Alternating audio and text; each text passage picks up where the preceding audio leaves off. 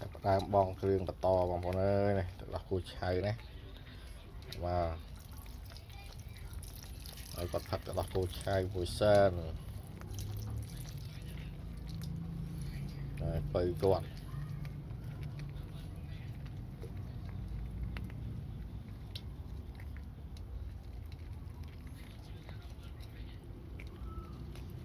cua chay hơi rồi đi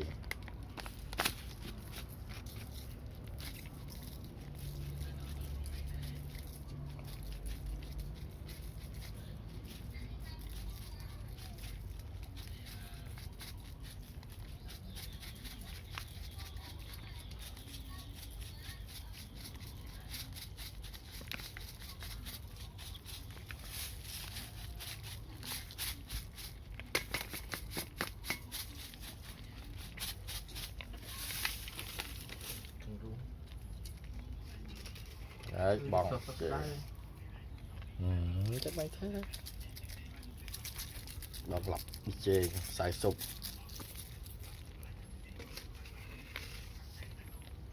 quạtผักquạt xì cũng sẽ ai xem này